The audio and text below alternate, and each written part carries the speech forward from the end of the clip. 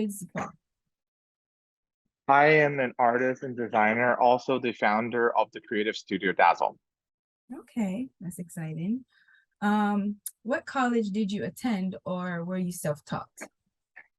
No, I went to School of Visual Arts in New York City, but that is after I self-taught my after I taught myself Photoshop.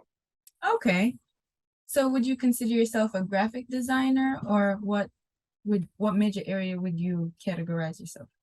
I practice majority in graphic design, but I also see myself as an artist because I create a lot of work that's self-generated. Okay. What inspired you to become a designer? The honest truth is that I thought I was going to be an illustrator, but I sadly realized I can't draw. So I gave me this goal to be in the world of colors, shapes, patterns, and typography. And all of those things inspire me as a graphic designer. What was your breakthrough in the industry? What gave you the push on the other side of and Um, Graduating from college, I think there's this inevitable force that just, push you out there because I'm an immigrant. I have to get a good job in order for me to stay in this country. Therefore, I don't think I had a choice. understood? Immigration and graduation. That's a good one. I understand. What are your major steps in your creative process? To me, it's actually quite simple. Usually, I get inspired by a little bit tidbits of my life. So if I have an idea, I just try to make it immediately, because otherwise it's just gonna go away. Okay, so you just work on it instantly when it comes in. You just Yeah, because most of my work are quite simple, and then even the complex ones, they're like usually made out of something very simple, and I just made them complex. Like this pattern behind me, for example, I just had an idea that I thought I want to make these like moving patterns that goes all of the directions, and then I just try to find a way to make it that pleases my eyes, and once that's done, and then it's done. What software do you enjoy using most for your creative designs? Adobe Illustrator and Adobe After Effects.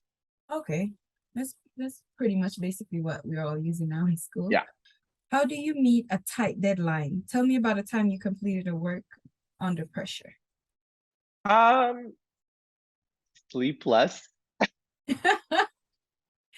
Less. I mean, tight deadlines comes often, but I work crazy fast based on my previous training. So usually I'm not nervous about timeline, Mhm.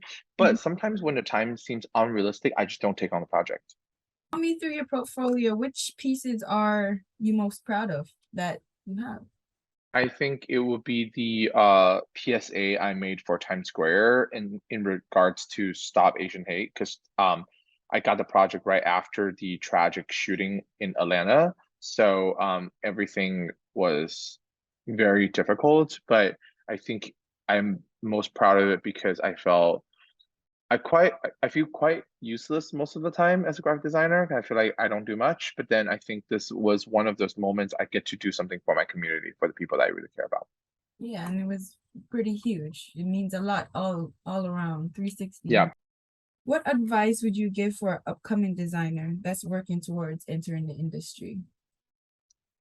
Um, if you don't ask, you won't get. This is the advice I got from my old boss, Stefan Sagmeister.